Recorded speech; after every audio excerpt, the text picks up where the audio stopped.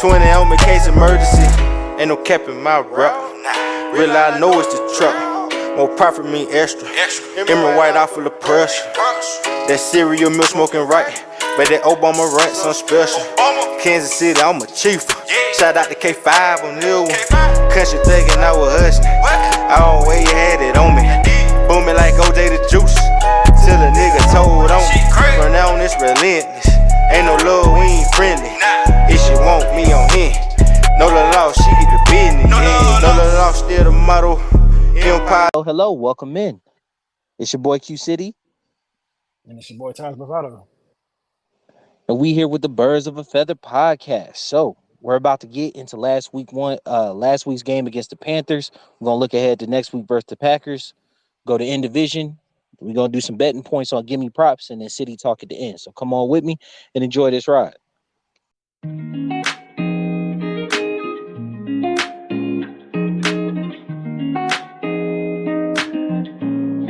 Usually I have a breakdown. We're gonna go ahead and get into week one.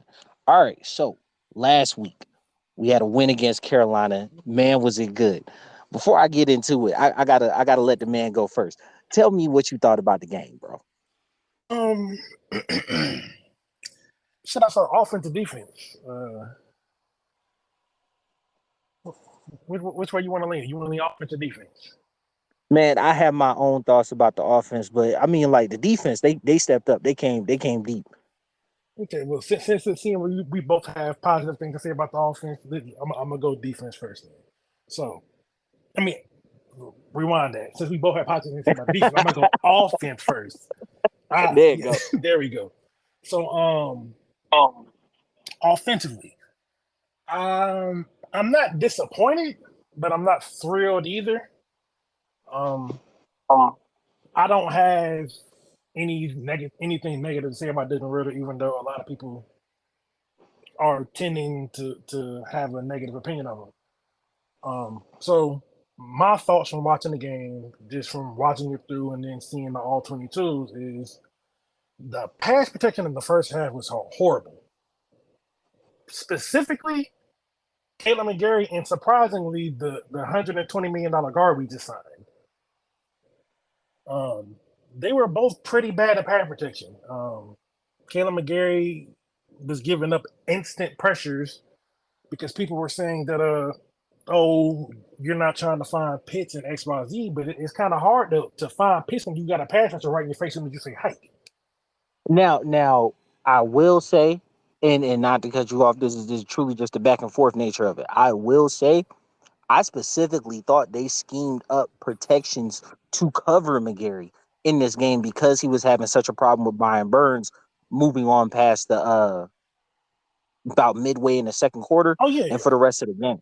I felt like they were instinctively rolling boots either right at him to allow Burns to go up the field and then pass him, or and Shaq Thompson was having a field day too whenever he was coming in the rush, and then their D tackle, I want to say 95, got in on it too. But they were running boot actions toward that side to kind of like create double teams.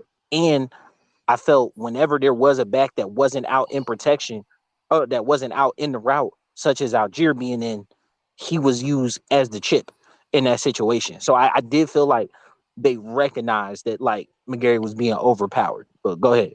No, he was definitely being overpowered. And so when you get someone that's getting overworked like that, it affects the pass game. So like, I do. Arthur Smith said it himself. He wanted to pass the ball a little more, but sometimes circumstances change things. So he had to run the ball a little more and hit the quick game. I wish we could have got the quick game going a little bit more, but I mean, it took the offense a couple of drives there, but once they got going, then things were okay. More specifically, like you were saying, like about midway through the second half. So my thoughts on it was there's no scoring in the first, and I really wanted us to start fast, right? If you remember my prediction, I figured the game would be 20-10. Obviously, it ended 24-10, so it was closer to your prediction of what was it, 27-14? Yeah. It's right around the middle. So, but either way, that it was a 2-score win. It didn't feel as though it was a 2-score win. It didn't feel as overly dominant as I had expected it to be with a rookie quarterback starting. So if you look at it, no fast start, no scoring at all in the first. Now we did strike first with Bijan having that touchdown, sick move, right? It Chef's was kiss. nasty. Chef's kiss. Oh yeah. And like you said, he's special. He definitely did his thing there. But at that point, I think I remember texting you, bro. At that point, I think Ritter had like 56 yards and he had a touchdown. His pass rating was super high, but like over the game, he's 15 for 18 for I think like 118 or 115 or something. Yeah. His yards per attempt averaged out to like 6.3, bro. 6.38. Which Like that is ridiculously low. it is ridiculous, but when you break it down, he averaged more yards per attempt than Bryce Young did. Oh yeah. But it made sense because I want to say Bryce had 38 attempts. 24 of those came when you were behind. Yeah. 24 of those attempts came from when you were behind. So like it obviously the game changed in your facet once you got behind. You got behind the sticks, you got behind like you had two interceptions like back to back to the same person. Like you're behind, you're gonna throw the ball. So like I did like the fact that we effectively took Chuba Hubbard and who's our other running back? Top of my head, forget him. Either way, took them effectively out of the Miles game. Sanders. Miles Sanders, that's who it was. Took both of them out of the game relatively early. I would say by the mid third quarter they were out, especially after the Miles Sanders fumble. Once, but we get into defense. That was the bright spot. Back to this offense. Yeah. So I obviously Hayden Hurst scored the touchdown, right? We get the ball back. We go three. We don't go three now. We got one first down. Then we had to punt. They get the ball back, drive the length of the field, get stalled, kick a field goal. We come back, kick a field goal, right? That's when I had the really, really frustrating play call on 3rd and 7, Oh where it yeah, where he really just just ran the ball. you just ran it right in the middle, bro. Like, tell me you don't trust your quarterback. You know what I'm saying? Don't give me all this crap in the offseason about, oh, we want to expand the offense. We're going to play some big boy football. And then when it comes 3rd and 7, time to move the sticks on the plus side of the field, you run it up the gut to play for the top. I'm not going to put that on the quarterback there because I think it was more or less of an indictment on Ritter than he just didn't trust the pass rush, the blocking, because he didn't know if he was going to get enough time to be able to get just that 7 yards passing. Because my thing is, bro, you can dirt it. You can dirt it. Even a holding, because it was let me look real quick. It was a 48-yard attempt, right? So you add 17 yards from the back of the kick and the 10 in the end zone. So if you look at it from that point, you were at the 32-yard line, right? Koo can hit 50 in a dome. He can hit 50 in a dome, which means even if you were to have a holding call, redo the down, and then run it straight up the gut against a shell defense, because they're not gonna pass rush, they're not going to blitz or anything in that situation, because it would be 3rd and 17. So like you could gain 6 or 7 yards running the ball. It would have been a relatively same field goal. It would have been relatively the same field goal. I mean, yeah. The fact that you didn't put the ball in Ritter's hands there showed me exactly more what you think about him, your offensive line protection, than anything you said to me in the offseason. I was absolutely disgusted on that drive. I was Even though we disgusted. scored. I mean, we scored. I was just more so. I think it's just a combination of two things. Because like one, Ritter that was his 5th NFL start, so like he still is by all means what behind the ears when it comes to NFL play. So you have that, and I'm pretty sure you don't want to rattle him, especially when your right tackle he couldn't block a phone call. I feel it. My thing is, and I said it last week when we talked, bro. I felt like we were a far superior team than the Panthers. There are very, very few teams this year that I feel like we are talent wise over, and even few like I feel like we're maybe 6 or 7 teams definitively we're better than. Most teams that we're going to match up against, we are even on the talent perspective. And then, like top tier teams, obviously, we're below. We're a mid to average team when it comes to talent wise, if you look at both sides of the ball, right? With that being said, the teams that we're decidedly better than, we should dominate. In a 2 score win, a 2 touchdown win, looks like you're dominating. But if you watch that game, it felt like the Panthers were in it the whole way, and I don't feel like they should have stayed with us that long. I mean, I'm going to give the Panthers because the thing is, even though the Panthers, they're a young team, they're a very talented team. They're young, but defensively, they have talent at every level. With the pass rush, you have Brian Burns, who's one of the premier guys. Then you have the nose tackle, who's one of the best run stoppers, and Derek Brown, who pretty much had his way with Chris Lindstrom. Then you move Yeah, into the 95, right? yeah 95. He 95. was Yeah. He was killing. he was dogging Chris Lindstrom. So they're very Yeah. strong up front. And then you have linebackers in Luvu and then Shaq Thompson. Shaq Thompson is one of the better cover linebackers in the NFL. So it's like they have the talent, well, at least on paper, that looks okay compared to what we have. You know what I was surprised by? Super surprised by. So JC Horn went out, and the backup corner came in, Yeah. and it just reminded me like, the Panthers do have like a complete bust at cornerback. Oh, you talking about CJ bro. Henderson? Yeah, Yeah, they yeah. drafted him 8 overall, No, bro. the Jaguars drafted him and they traded him to the That's Panthers. who it was. Yeah. That's who it was. I was like, bro, they have a I think they complete drafted bust him at at quarterback. 9 because I think the Falcons were high on him, but luckily AJ Terrell fell to us. And when because I remember when they drafted Terrell, my only real scouting of him was getting toasted in the national championship game. So I was like, yo, who the hell did we draft? And now, like, if you've been watching the show for a minute or hearing the show for a minute, that's all pro AJ right there. Oh yeah. You know what I'm saying? Like all pro AJ. No, so they were kind of thin in the secondary, and that's where I was upset. I love the fact coaching recognized immediately when Henderson was in the game, went at him twice and got the PI, but it ended up being a catch to Pitts. So like I love that part. When you go to the fourth quarter, one, you capitalize off turnovers for the whole point of the game. When you go to the fourth quarter, you ground and pound. Algier gets 2 touchdowns and sets it far and away, unable for the Panthers to come back. I love how we close the game offensively. Yeah.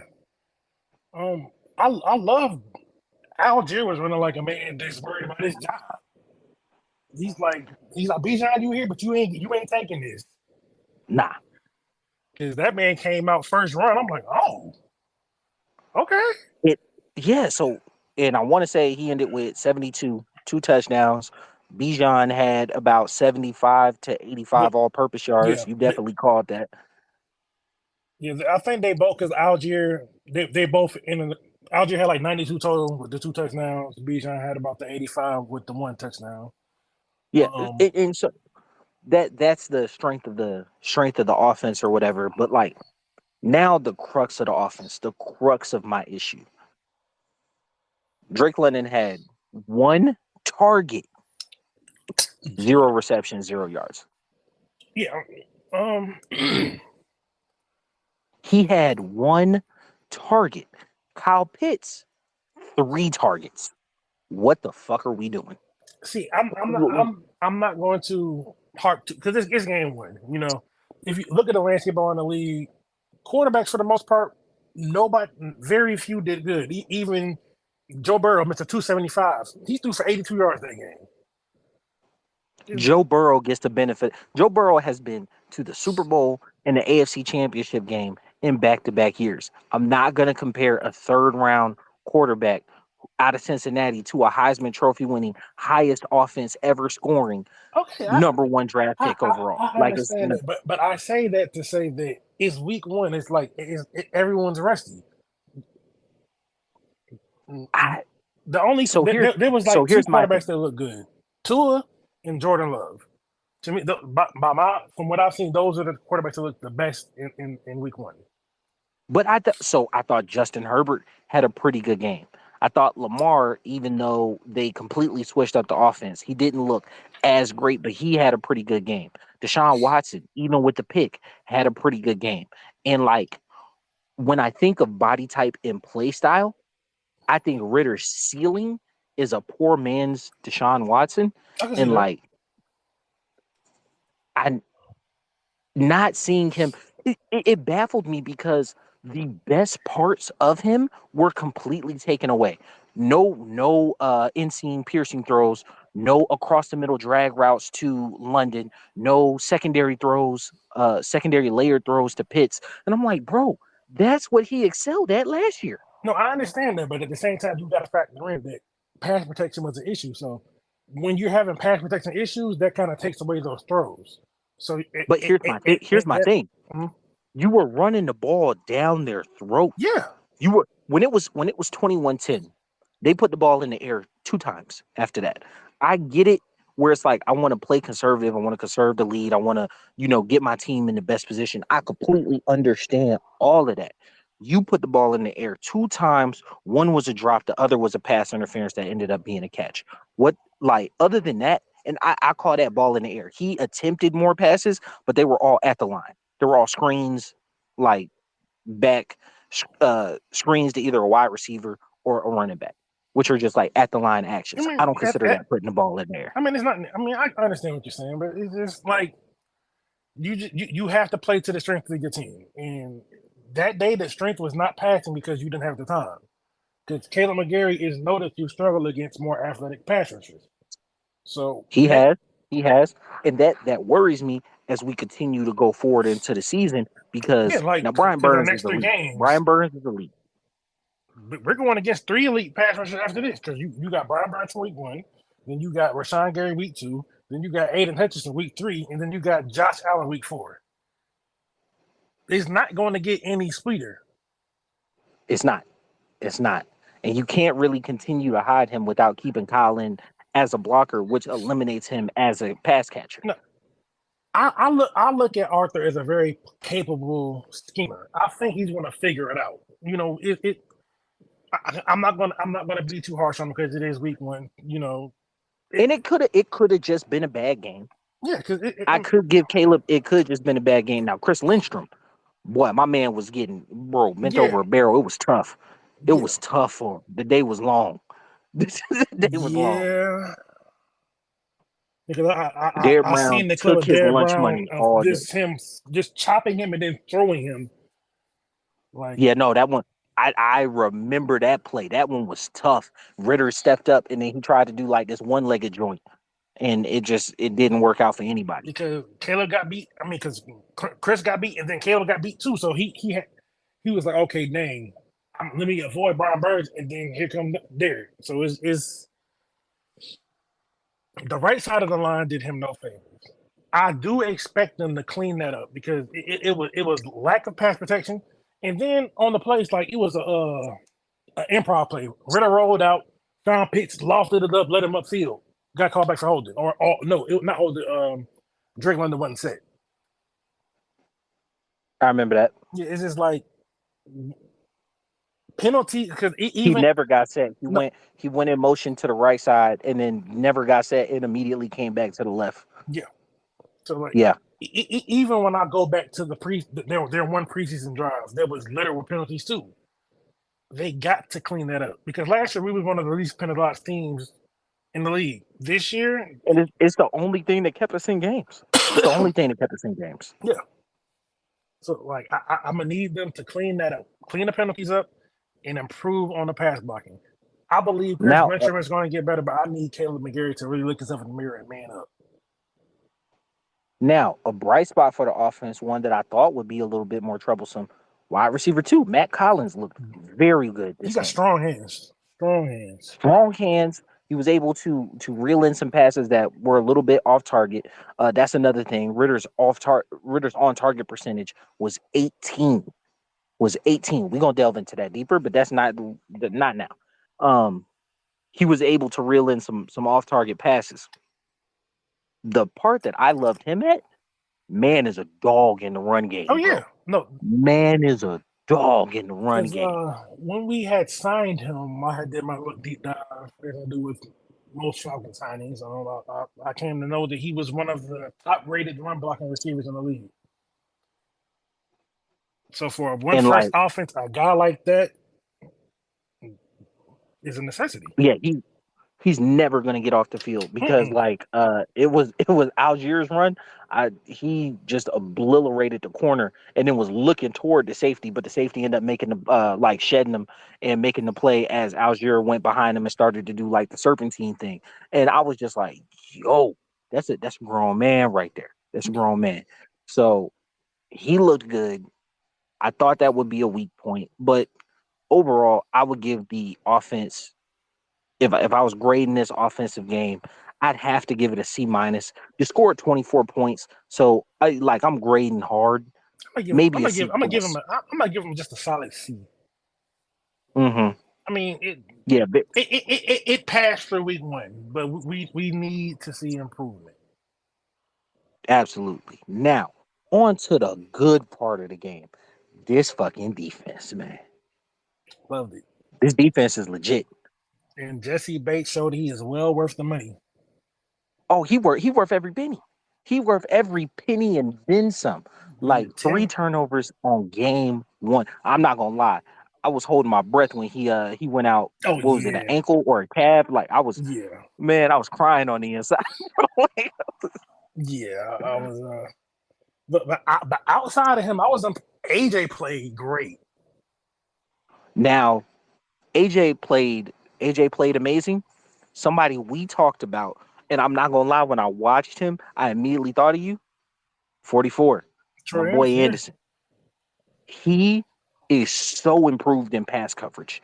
yeah. Now, I will say Bryce had a hard day. His ball placement, he was lower than Ritter. He was at like 16 for most of the game until the fourth quarter. They loosened up coverage and whatnot, and I think he ended up climbing up to like 40 something with on target throws. So like even with the 2 picks, it looks like he had a relatively decent game. But if you watch the game, he struggled a good bit of the Oh yeah, game, because and he. those passing lanes were not there when the game was close. And it used to be you could pick on Anderson. He had himself a sack, which I still think Russian is his best quality, but like he's much improved in pass I defense. think he's just your utility linebacker. You use him however you need him. But he's athletic enough to do everything you need in the defense. He's athletic enough to keep up with the running backs, and he's big enough to rush the passer if you need him to in certain situations. I So was, I mean, Caden Ellis did fine, but I wish he would have he did his job, but I was expecting a little bit more. mhm. But I mean, I'm not disappointed. Um, Anumata did great. Carter had a good game. Carter, because like, He was his role is drastically reduced though. well, Drastically reduced. He couldn't find his way on the field, but when he was on the field, he made an impact. well, I think I'm not going to look at it as a reduced role, but I'm going to look at it to as you have more depth, more guys you want to get on the field. Hmm. One guy that I'm surprised that didn't play more was Ebiketie.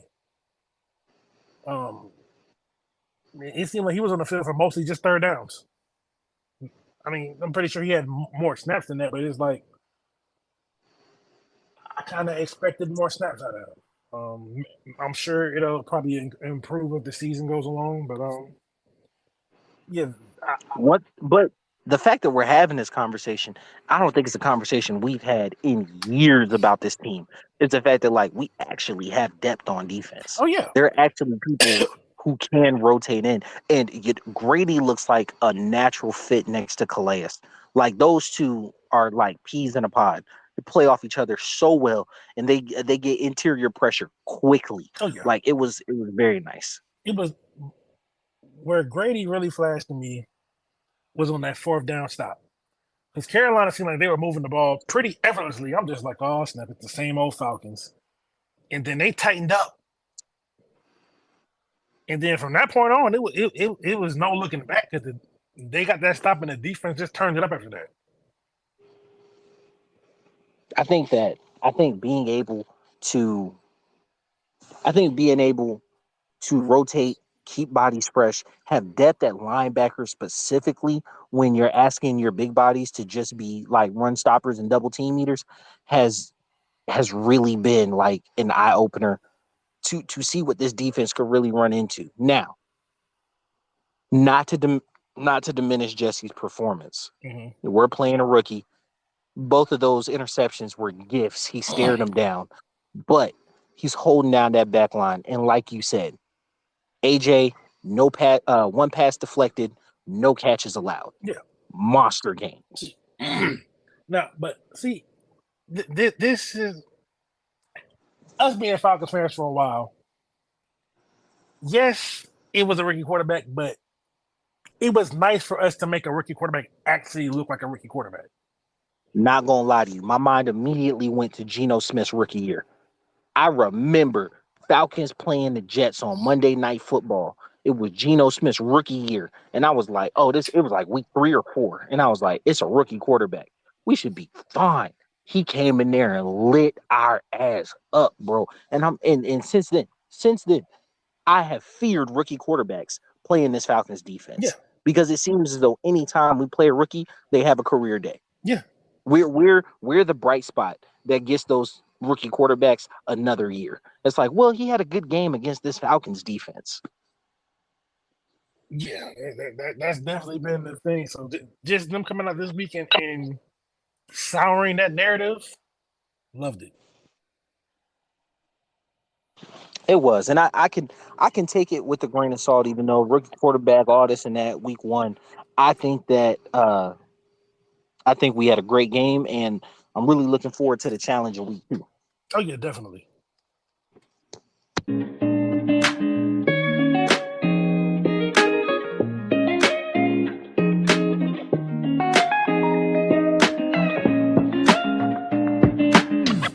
All right, I'm gonna go ahead and cut it right there, and then when we get to 30 minutes, I'm gonna go ahead. All right, so now let's go ahead and look ahead to week 2. We are facing the Green Bay Packers coming fresh off a win against Chicago, 38-20. You look at that game, for most of the game, it was 38 to 13, or it's 38 to 10. They scored a field goal late and then a touchdown super late. So, 38-20 make that score a little bit more respectable. But Green Bay dominated. All 3 phases of this game, they beat the Bears down. Bears are one of those teams that I do think that we are talent wise better than. So I do think they're kind of bottom tier talent wise in the league. But if that's what an average, that's how I expect a good to great talent team to act against a bad team. And I wouldn't say we're great talented, but I feel like we have pretty good talent. That score was much more indicative of what I thought Carolina's game would look like. They Well, beat the Bears now. see, I never expected the Carolina game to look like that. But what I will say is that game in ways reminded me of our game because I feel like we are talent wise. I feel like we're pretty equal with the Packers, and I feel like the Bears are about on Carolina's level of talent. Mm-hmm. So looking at that, I'm curious to see because it's two similar situations. You got relatively young quarterbacks that don't have a lot of playing experience. Now, see, but here's the thing. Here's the thing. I gotta like before you finish, I gotta push back on that piece right there, only because this is Jordan Love's 3rd year, Yeah, but he and like people can say like, oh, he ain't played much or whatever. He's had 2 starts, right, in 2 different years, but he's not only is this his 3rd year in the league, this is 3rd year in this system, yeah. right? So like, I don't care who you are. If you give me a book and you tell me this is the only book that you have to read for the next 3 years, understand the concepts, understand the ins and outs of it, and then and you have 3 years before you finally, or you have 2.5 years before you finally have to actualize what you're learning, you are way ahead, like miles ahead of most of the people that you're dealing with. I mean, yeah, I would agree, but at the same Like time, it's think about everything Justin Fields has accomplished, everything Wilson has accomplished. Love was in the same draft. No, Love One came out the year before. Love was the year before. Yeah. You know what I'm saying? Like, he's had a bunch of time. He has had time. He has had time. But I mean, having the knowledge and execution are two different things, though. I mean, I get it. I mean, because the Bears. I mean, I would say the Bears aren't even as talented on defense as Carolina was. No. Bears are honestly going to be competing for that Caleb Williams sweepstakes. They look terrible. Yeah, and Like, I kind of feel there's like not a highlight on defense. I can't think of two highlight players. On offense, you got Fields, you got Komet, you got Chase Claypool used to be good. I don't know who he is now. And he had DJ one Moore. good DJ year. Moore is a monster. Yeah. But DJ Moore is a monster. You know what I'm saying? But like, no. The Bears looked bad. Yeah, Bears did And I look think rough. that, yeah. And I think that, like, when you factor that in, you have to grade on a curve. Even grading on a curve, Loved looked good, man. He looked legit. Looked like he was in command of the offense. Um, when I look at what when I look at LaFleur and his coaching style, it looks like he is much more. He's close to Shanahan in the sense that zone run scheme, wants to pound the ball, play action, always on the line action or in the middle of the field action. Mm. Not really anything to the outside. That's fine. But what I've noticed with him that I don't necessarily see with Kyle as much, because Kyle is extremely scheme based, is that Shanahan, or not Shanahan, LaFleur is more so Jimmy and Joe's than X's and O's. Like, he really relies on the talent of his players to pick up where he may not have schemed the best. And you really got to see Justin Love's talent shine through with a lot of his touch passes, with a lot of his like back progressions. Like, the play he threw the fade on, that was a beautiful touch pass. But if you look, I think it was two plays before that, he had a rollout where first progression was locked down. He reloaded to get to the deep shot, stopped, and then hit the intermediate throw. Now, granted, that's a lot of time. The Bears lack a lot of pass rush. But like, just watching that was like, yo, he has full command of this offense Oh, and yeah. the talent to go execute. I feel like I feel like our defense will cause more problems than they will cause more problems than Chicago did. Because we're better in the back end. The back end is no comparison. Mm-hmm. Up front, no comparison. Linebackers, that's a wash. But I do feel that we are equipped to handle this Packers offense, because I mean, you have Jordan Love and then the running back Aaron Jones is going to Aaron. be Yeah, out. he's hurt. He's going to be out with them. Hamstring. Yes. Yeah. So you have the other guy. Christian Watson might be playing though. Christian Watson might be playing, but I'm not very worried about him. Yeah, he's a tall, fast guy, but his routes aren't anything. I don't see AJ Terrell having any problems with him, or even Akuda if Akuda's back. I expect Akuda to be back this week, but Isn't it weird that, like, there's been no word on him coming back, like, at all? There was no lead up to this game. He was listed out, like, I think it was Monday. He was listed out for the game on Sunday, and there's been no, like, radio silence on him playing in week 2. Yeah, I think we'll have something tomorrow. Have a little more information and things to go off of tomorrow. So I'm interested to see what's to come.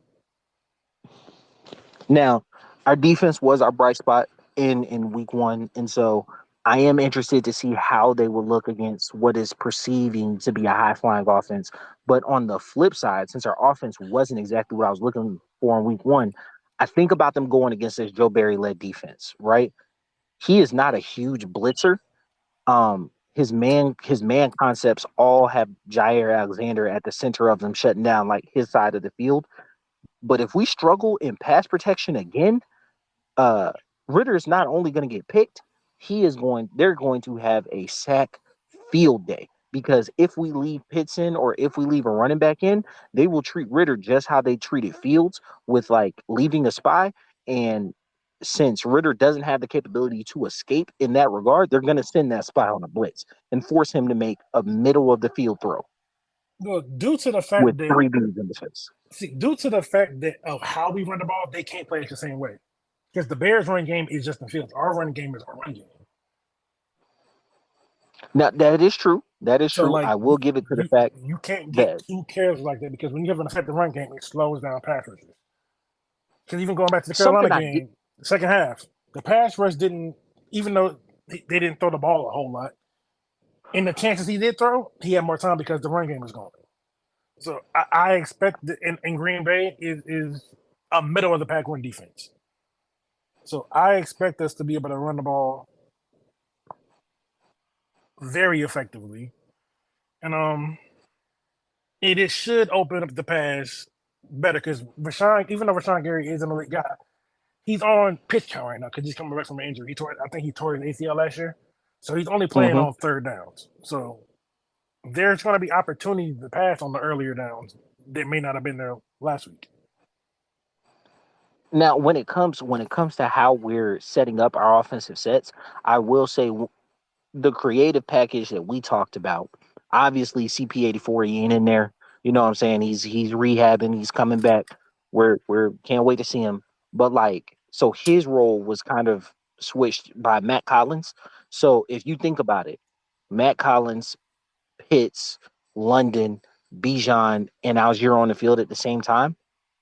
That combination was only ran for I think 8 plays. What the hell is going on there? Because that is your most skilled offensive set. It is, but like it's a But chess match. if your five up front can't hold, it doesn't matter how skilled that offensive set is. Just like the left side from the center and to the left, I didn't see many issues. Like the rookie Bergeron, he looks like he's legit. I mean, we'll see as the season goes on. He'll have a pretty good test with another pretty good D tackle in Kenny Clark. Um, um, um,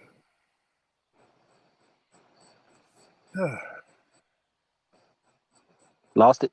yeah, I did lose, but it's. I don't know how this is going to look. I do think we're going to be able to move the ball effectively, though. But now, when you think about it, I think that offensively, we are going to struggle this game. We're going to have to lean heavily on the defense. Very rarely do I pick the Falcons to lose. So I'm usually always going to say win in my score.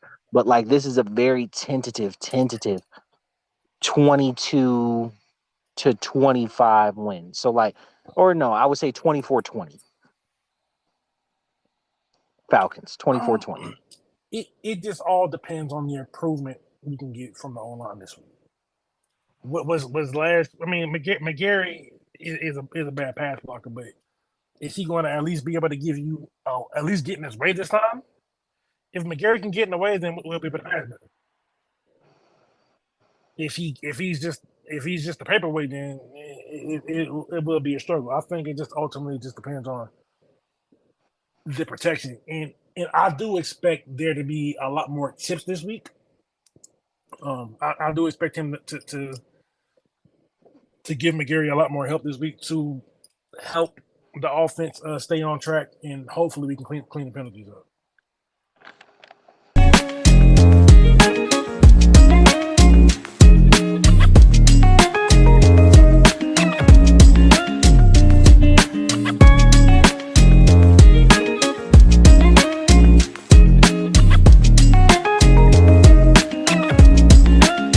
All right. So if you look at it in division, Falcons obviously 1-0, will beat the Panthers. The Bucks went 1-0. They beat the Vikings 20-17. Baker looked pretty good. The Saints 1-0, beat the Titans 16-15, and obviously Panthers are at the bottom because they lost to us. What stuck out to you in the division this week? Probably the Bucks. I feel like the Bucks are going to be a better team than everyone is giving them credit for. Mm-hmm. Just all they love is Tom Brady. I mean, yeah, he's the GOAT, but it's still a talented team. Yeah. And last year he was not the GOAT. Last Yeah, year he was a 42-year-old quarterback who was by every measurable standard middle of the road. yeah, And like, do I think Baker can be league average? Yeah. yeah, Would it be an improvement for him? Yes, but I think he can be league average. yeah. So I think the Bucks are probably going to be our competition for the division this year. Mm-hmm. Um, the Saints, I'm still not sure on what I think of them. I think they played absolutely terrible. Um, so like I moved to Tennessee. I moved outside the Nashville area, Mhm. and so that was my local game. So I was watching that on the second screen or whatever, and it went longer than the Falcons game because we ran the ball. You know what I'm saying, all this and that, and like I watched the end of that game, and Derek Carr made the plays at the end of that game, but like first off, Tannehill is done. Tannehill shot. Tannehill's done. They need to go ahead and start transitioning to either Malik Willis, who has made massive strides, Mhm. or Will Levis. You know what I'm saying? Like either one of those, they need to go ahead and start looking toward the future. But with that being said, the Saints could not capitalize on any part of that game. Continuous 3-and-outs. They had a good long drive at the end of the game, and then they iced it with a run, or they iced it with a screen. Mhm. Either way, Carr for a good bit of that game looked pathetic. I'm not gonna lie to you. So maybe that was like week one jitters, but no, I do not think the Saints are going to be this like just dominant force that's going to be a perpetual thorn in our side for the season. I actually feel really, really good about our division chances this year because So I yeah, think Carolina is going to be horrible, and I think the Bucks are the real competition there. yeah. So we see it there. So we look at it probably a toss up between us and the Bucks for the division. I Mhm. think we have that. And I think the Saints are going to finish third, and Carolina's going to bring up the rear. Now, when we look ahead to next week, obviously we face the Packers. The Bucks have the Bears at home, so I think they might win that one. And then the Saints and Panthers play each other. So I think it is absolutely critical that we win next week because we Mhm. could be looking up at 2-2-0 teams in the division. I think the Panthers can beat the Saints. Well, they're playing in Carolina. It's Bryce Young's first home game. I did like some things that I saw out of him. Yeah. I don't know if Derek Carr is usually cold weather that gets him. He plays pretty good in warm weather in domes.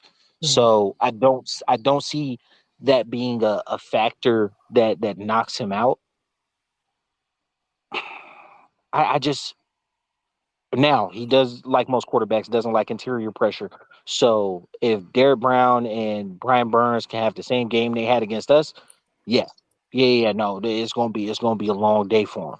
But that to me is the only path of the Panthers' victory there. Would I love that? Absolutely. Two 1-1 teams, and it kind of takes the pressure off in case the Packers do get us. But I think the Bucks got the Bears. So like Oh one yeah. team in this division is gonna be 2-0. Hopefully too. Hopefully two, but at least one team in this division is gonna be 2-0. Hmm.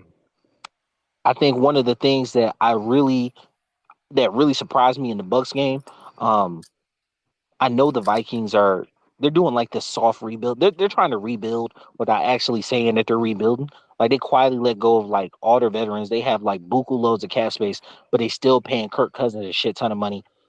Like it's weird because your timeline's off. I understand they drafted Kellen Mond like I want to say it was 3 years ago, Mhm. saying that like okay, Kirk ages out. We got like an heir apparent. They released him like his second year, so like okay, you're not it. They haven't drafted another quarterback since that's been able to stay on the roster, and you're about to give Justin Jefferson this huge contract. So you're not a team that's like on a great timeline or whatnot. So I understand that part. I think sneaky the Vikings might be like a team drafted in the top 10 this year. So I can see like that. the Bucks beating them wasn't the end of the world there, but I do think that they dominated them in a way I didn't expect the Bucks to be able to put onto another team with Baker as their quarterback. And I'll even admit had pretty low expectations for him this year. I mean, Baker is a quarterback, but the team still has pretty much all of the talent from the Super Bowl year. Mm-hmm. So it's like that's still a very talented team. You still have a very talented receiver room with Mike Evans, Chris Godwin, and then the rookie Trey Palmer. The O line is still solid. The defense is still talented. A little older, but still very talented. And actually, I think the Bucks are going to be in a really, really bad position in terms of cap wise because like they've been paying on a credit card for a minute, but Antoine Whitfield's due, uh, Tristan Wirfs is due. Who else? Mike Evans is looking for a new contract. I Well, think I that don't think he's. I think he's out of there. well, yeah, I think yeah. So you might be losing some talent. So I feel as though if the Falcons get the Bucks this year, it might be a full tank job next year. I mean, yeah, definitely. If the I think. Panthers fall now, I look at it. If the Panthers fall to 0-2 in the division, I think I need them at like 4 out of 5 losses. So I need them at like 1-4 before we go ahead and count them out of the division race, and it'd be a 3-team race. But like I can't in my soul say I'm rooting for the Saints, but it wouldn't be the worst thing if they were to go ahead and win this week. Um, I mean, I can see that. I don't want to see the Saints win the ball. I think they're both. I just don't think the Saints are as talented as everyone believes they are.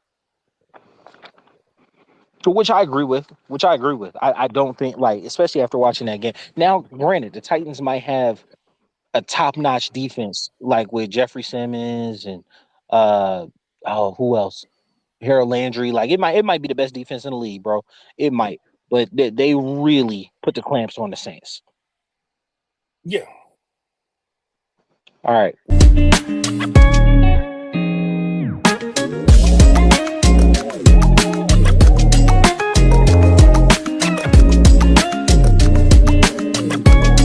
We'll end it there. 50. I'll do gimme props.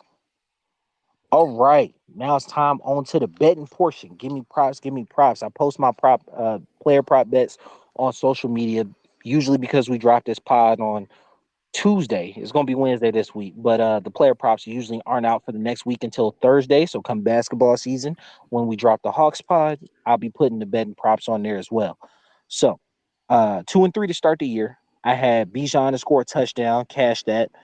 Jonathan Mingo anytime touchdown. Nope. Drake London over 52.5 receiving yards. Absolutely not. Kyle Pitts over 37.5 receiving yards. No. And to throw a pick, Bryce Young cashed that. So I'm 2 and 3 to start the year. What you think about my player props, bro? Um. See, I'm new to the prop thing. See, I'm, that's one thing I love about Tennessee, bro. It is a legalized gambling state. I had to be very picky with it when I was in Georgia about how I talk about it and whatnot. But over here, it's completely legal. You know what I'm saying? I can literally hop on any sports book from my phone. I'm not saying any sites until they start paying us. But yeah. Oh but yeah, definitely. Yeah.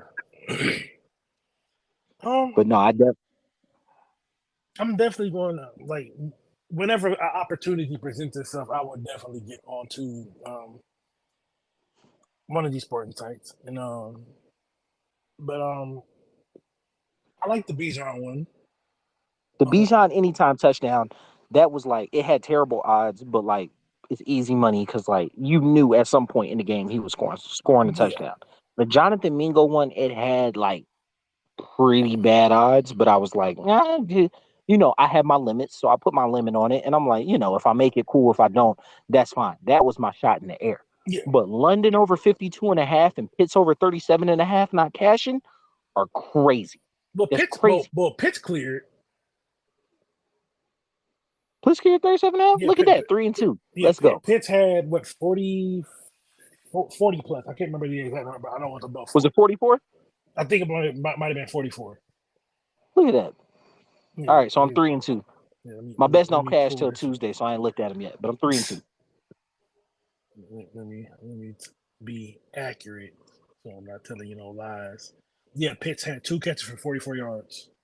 Let's go. So I'm 3-2. 3-2 to start the season. London at 52.5, not cashing. I'm very curious to see what his line is going to be in this Packers game. Because whatever it is, I'm taking the over. I'm taking the over.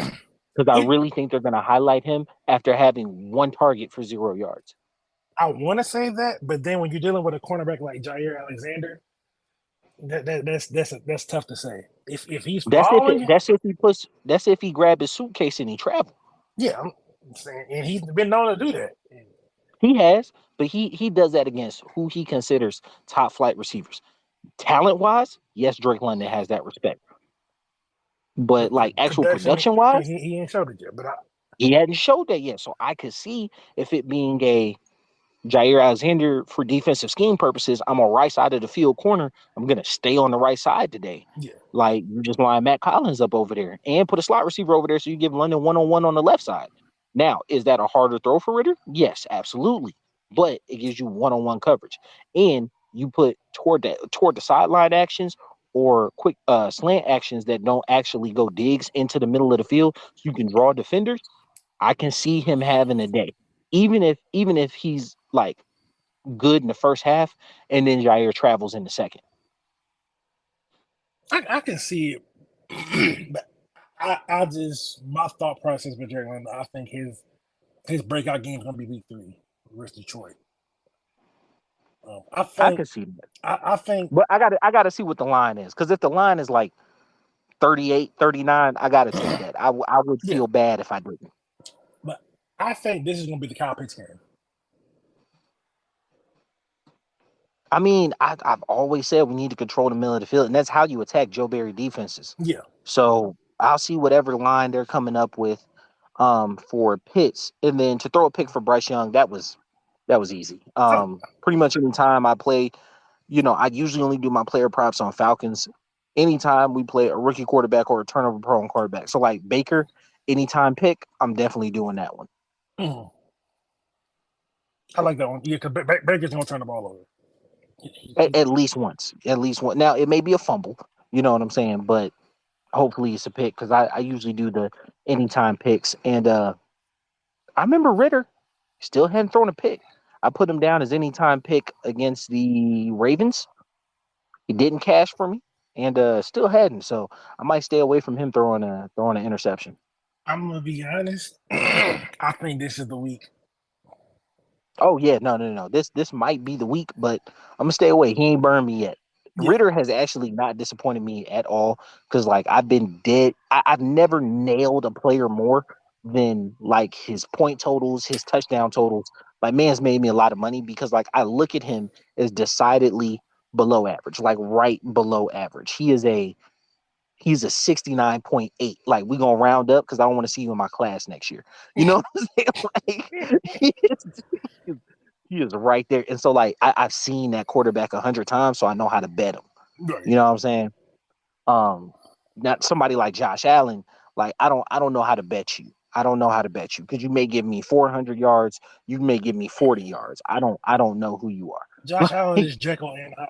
He Bruh, like that man is I, being a because Falcons fan is tough and it's hard on your blood pressure and whatever. But being a Josh Allen better is a high I don't need in my life. You understand me? yeah, speaking about Josh Allen, that game that was a tough game to watch with the Aaron Rodgers injury. So here's my thing. You pushing us right into city talk and we can just go ahead and roll right into it. You know what I'm saying?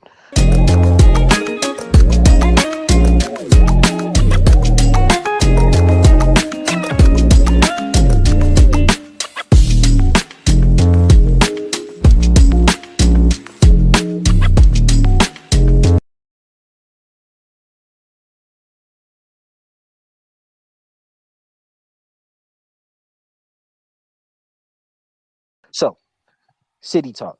The first thing I want to talk about was the A-Rod Achilles injury, man. Like, bro, that shit was jarring. Like, Because it didn't even look like, it looked very innocuous. You know what I'm saying? It looked Yeah. like almost nothing. He stood back up and then immediately sat down. And like Yeah. when I think of Achilles injuries, one, I'm usually thinking of basketball. When I think of Kobe turning the corner and immediately dropping to the ground. I think of Kevin KD. Durant, Yeah. like, yeah, like bouncing the ball and then like immediately having to take a seat. When I think of an Achilles tear in football, the only one that comes to mind is a running back. I'm seeing him in my face right now, but like he ran toward the sideline. But He Caleb like Huntley for went. us. Was it Huntley? Because Huntley tore his last year for us. Um, I remember, what was it? Brent Grimes tore his for us too. I think that's who I'm thinking of, where they ran toward the sideline and then they turned around and just immediately sat on the bench. Like they ran the ball, they were running out of bounds, and then like limped up and immediately sat on the bench. Yeah, no, that wasn't Caleb. That wasn't Caleb because Caleb had a weird one. He tore his Achilles, stayed in for one more play, and then went to the sideline. Oh yeah, no. Oh my God. How did he stand? I, It was probably a partial tear. It's probably a partial tear. Because you can't stay, you can't stand. I mean, yeah, But no, so yeah, no, it was rough. Um, I was with Peyton. I thought we were just gonna tape it up and get, because they were saying ankle. You know what I'm saying? yeah. But so how I knew it wasn't just ankle is when you watch the play, his ankle didn't turn at all. Because they showed a different angle, and then as he's leaning forward, you could see the leg pop. Yeah, like his ankle didn't turn at all. He turned and it looked like he thought he was going to break the tackle, keep his balance, and explode out of that. Yeah, And his body was gearing up for that. And then just like was like, nah, I'm good. We just go, we gonna chill right here. And like it was crazy. He stood up and then immediately was like, oh no, this ain't it. yeah, Like his hands was on his hips, and he was like, oh no, no, no, no. It yeah. And then he reminded me. just sat down just so casually. I'm just like, dang, what's going on? Yeah, no, no, no. It reminded me. It reminded me. You ever be out playing pickup hoops or whatever, right? And you be going hard, right? Mm-hmm. And you like twist the ankle, but you like, man, I'm just gonna tighten this shit up and keep playing. And so you pick yourself up and You you just walk like, oh like two no. steps, and then you be like, bro, I gotta work tomorrow. Hold on. Hold on, man. Yeah, now let me go ahead and y'all got it. yo, yo, we got 9. I don't care. I don't care. I don't Yeah, care. Y'all better find a 10. Somebody gonna play. I'm out. yeah, I'm out. yeah. And Aaron Rodgers, he was, all right, I'm gonna fuck with y'all. You know what I'm saying? I'm gonna get at you. I'm gonna get at you, bro. Hit my line. Like he definitely, Yeah. but like I'm not gonna lie, man. Like I don't think he's gonna play again. I Yeah, don't think he's gonna play again. I think that's because he's 39. He's gonna be 40 soon. Like 40 coming off an Achilles injury. That's That's crazy work. That's crazy work. Like I think of Kobe. Kobe had his at 36, yeah. I think what's our and age. he was done after that. You know what I'm saying? Like he wasn't Kobe anymore after that. You know what I'm saying? Kevin Durant had his at 32. Obviously, you know what I'm saying, you could bounce back from that. He has pretty graciously. Um and then oh man, my dude in Baltimore tore his Achilles as well. Oh, Dobbins.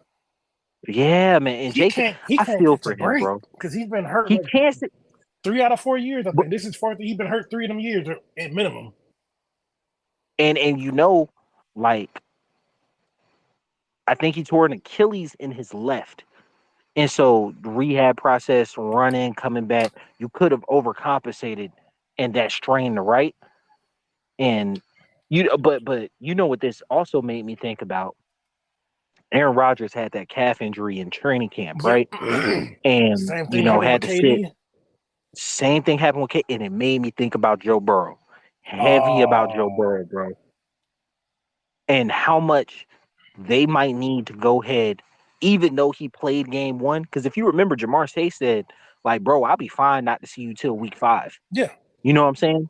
And I don't know if since he saw this and they could have been like, you know what? Yes, we played you week 1. We're sitting you week 2 and 3.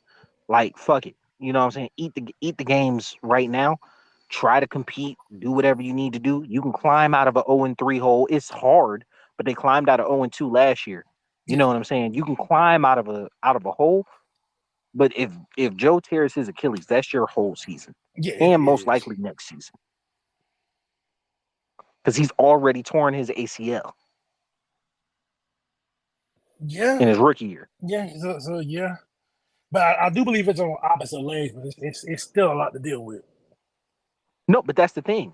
If you tear it on, say you tear it on your left, once you start playing, naturally your body's going to overcompensate because ACLs lead to degenerative knees, right? So as that cushion and compression starts to leave, um, you're going to start overcompensating on the other leg. His calf strain is in his right leg. Yeah, I understand that because I've had to go through the ACL and LCL thing, and I definitely was overcompensating on my other leg.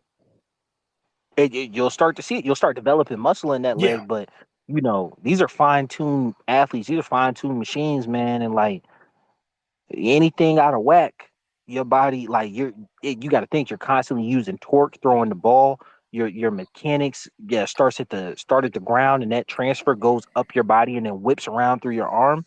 Like you throwing the ball causes strain on your feet. You know what yeah, I'm saying? That's why they tell quarterbacks you got to stay off your feet after you throw 38, 40 times. Like and he's not a runner, but he's mobile. You know what I'm yeah, saying? And so man, it made me think about Joe a lot, and just hoping that like yeah, there's no issue there with him long term. yeah. And I Hopefully, think this may lead teams to be much more careful with calf injuries yeah, or what's perceived to be calf injuries. hopefully they can be more caution on the cautionary side with them just to make sure because don't really want that because they have high expectations. So injury of that magnitude would definitely set you back. What you think they're gonna roll with? They're gonna roll with the bust. Not sure.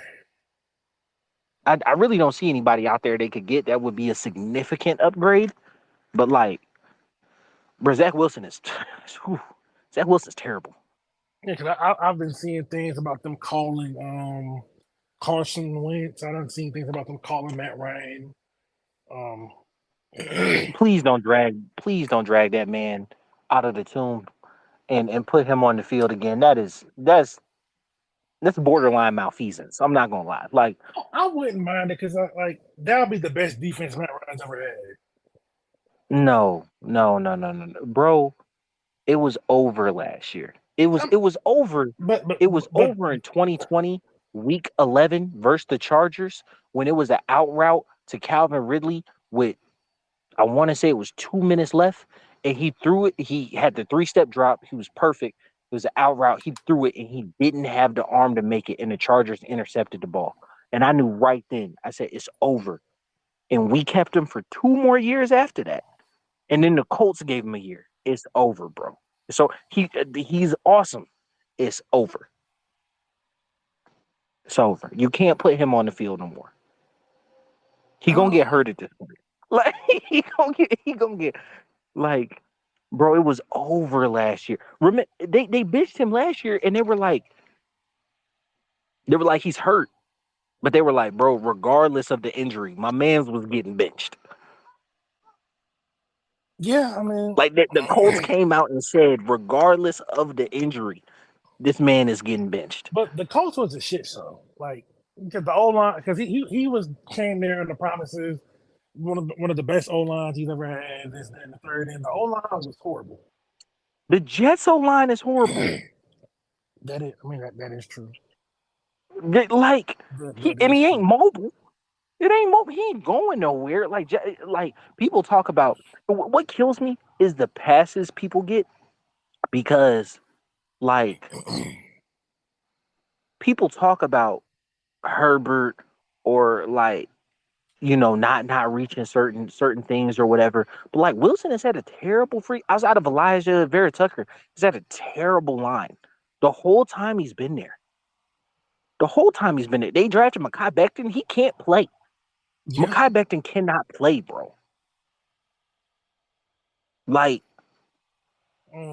yeah, he's a bust. I like there are throws, there are mechanic stuff that he misses, but like, bro, he has not had support. Yeah, I mean, yeah. Even with that being said, though, they probably shouldn't have won last night. Josh Allen completely gave that game away. Which makes you think back to the Stephon Diggs thing, because Stephon Diggs definitely looked like he was not pleased with Josh Allen um, after the playoff loss last year. I think that I can't fault Stephon because like Stephon's won everywhere he's been, passionate dude or whatever. I think that playing with somebody that struggles to consistently get you the ball after you've shown what you can do for him in his career can because like people only started viewing Josh Allen like Josh Allen when he got Stephon Diggs. Yeah, And so like I could see Stephon having the like, bro, I made you mindset and now you're struggling to get me the ball. But I don't think he has a dog in the fight because he is the most targeted wide receiver yeah, in the league. So like I understand his mindset, but like it doesn't match reality. yeah. I mean, Like, do you that's think fair. you're just supposed to get the ball every single play? Like, you know what I'm saying? I mean, that is fair. That is very fair. Um, I mean, yeah, it doesn't match reality, but I think it's more so just his decision making. I think his decision making drives everybody crazy. I think it drives everybody crazy. Because it's like that decision making is the reason why I don't have him as a top 3 quarterback. He has the potential to be, but that Oh decision man, making is tough.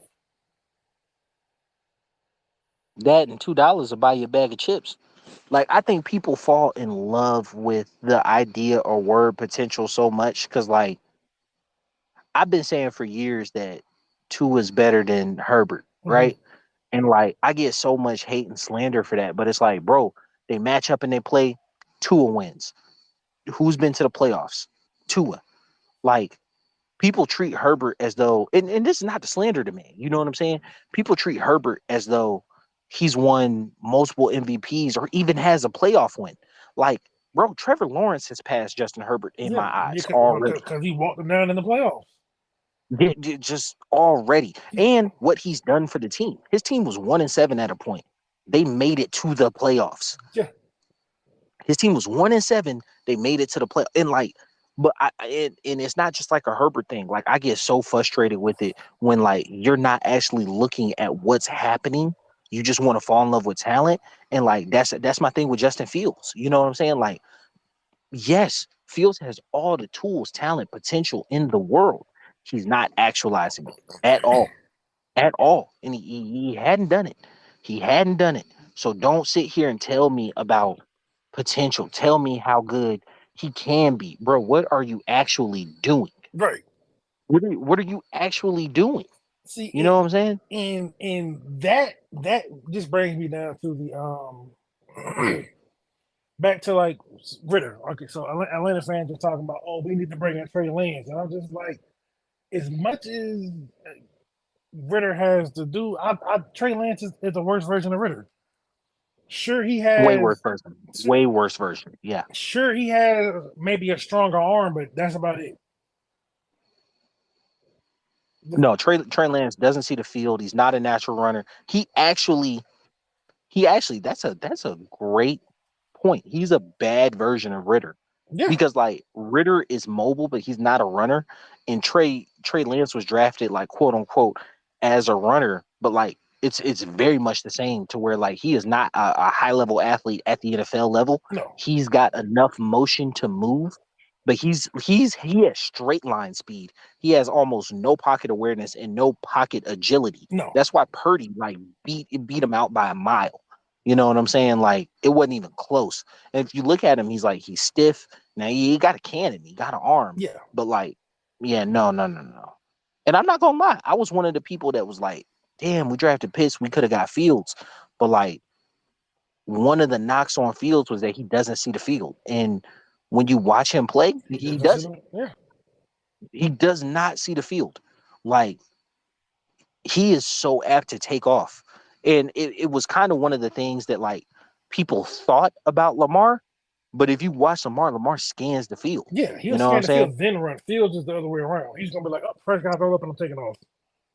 Yeah, and that's why like for me when people like start ranking quarterbacks or whatever, and they have Lamar like 8 or 9, I'm like, you're tripping. You know what I'm saying? Like Lamar, like when I think about like best quarterbacks in the league, like Pat is kind of like in a tier by itself.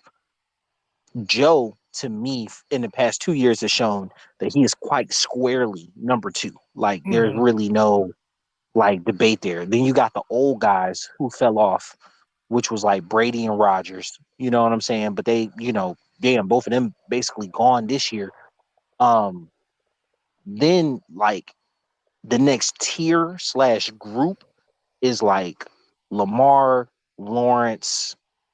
I had Watson in there, but he had a bad year last year. But I had Watson in there, and then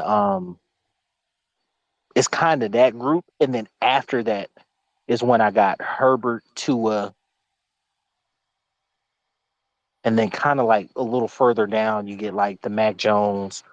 No. Herbert and Tua in that same category, or I would say the category above is like Dak, and in the Herbert and Tua category is like Cousins.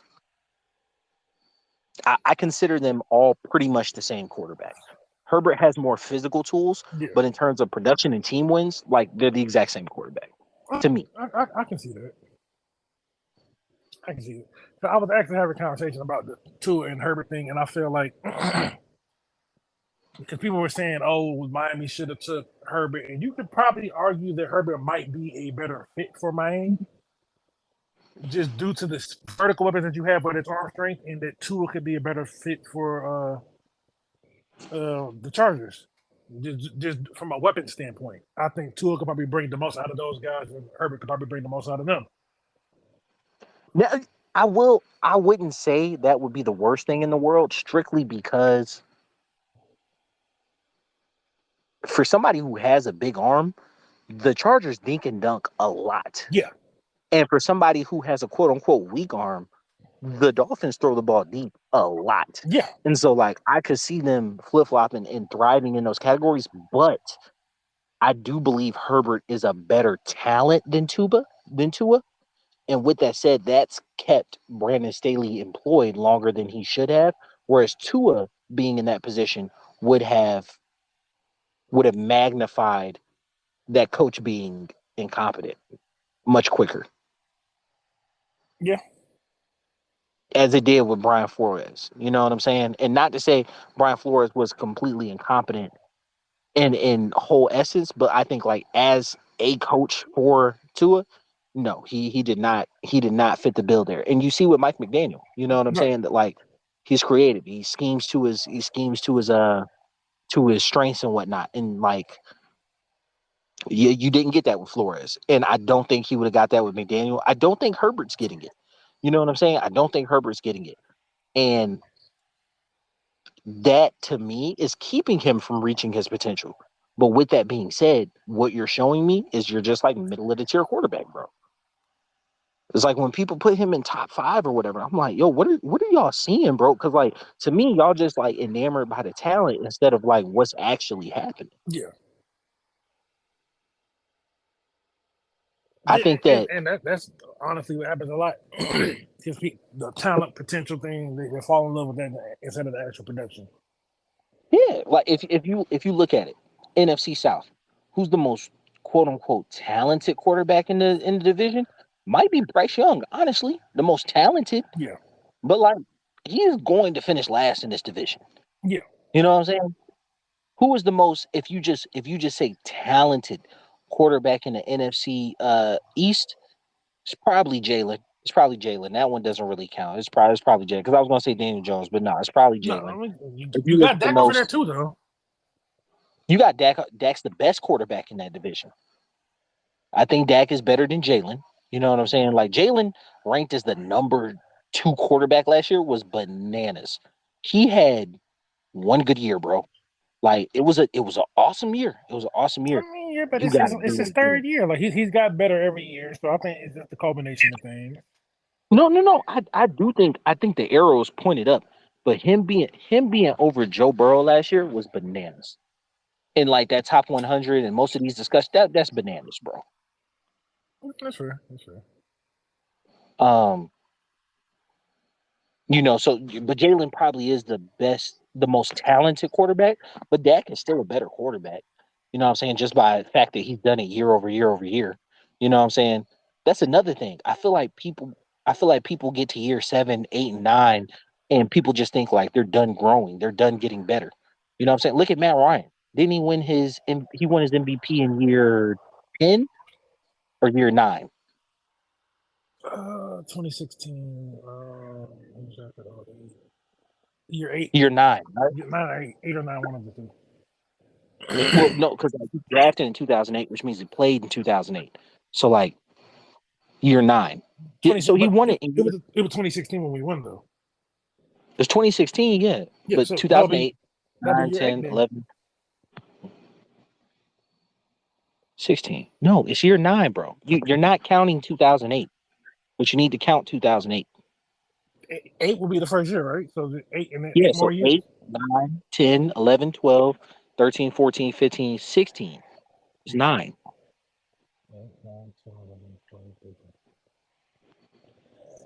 Okay, I guess you do. So, but regardless, we're splitting hairs and counting dicks. That's not the point. The point is, like, people think guys stop growing after year like 5, 6, 7. You know what I'm saying? If they haven't actualized their potential yet, there's no like hope for them or whatever. And it's like there's been multiple MVP winners, and I think Mahomes has kind of messed up the math on this situation. You know what I'm saying? With him being as good, as quick as he was. You know what I'm saying? But like prior to, like, one, more than quarterbacks won the award, but two, it was usually guys in years between 5 and 10. You know what I'm saying? Like, guys continue to get better. You know what I'm saying? Year after Yeah, year after year, and I just think that we fall in love with potential early on, and if they don't actualize it, we kind of just like microwave society. We kind of just push these guys off, and so yeah, I think it's pretty easy to fall in love with the potential and then cast it off. yeah. It's very unforgiving. Either way, I think that's a good show. We'll go ahead and wrap it. Appreciate y'all guys coming out, listening to us. This has been your boy Qcity. This Taj Bravado. Hopefully y'all come back and hear us again. We out. Like a chopper, looking like I hit the lotto. I want a hottie like mulatto. I'm on hand, she on Moscato. I'm in them good till tomorrow. I'm a robber for the Neros. Your little loss, I'ma put you on payroll. You smell that aroma? Design the air, it's a party here. Papa Corona, she moving the body, she working them heels. Gotta go get it mentality. Grocery bag full of celery. Only believe half what she telling me. Keep a 20 on me, case emergency. I wake up early every morning. Thank the Lord and get the bag. Hustle hard, get the cash. Stack first, then I'm showing my ass. Gotta go get it mentality.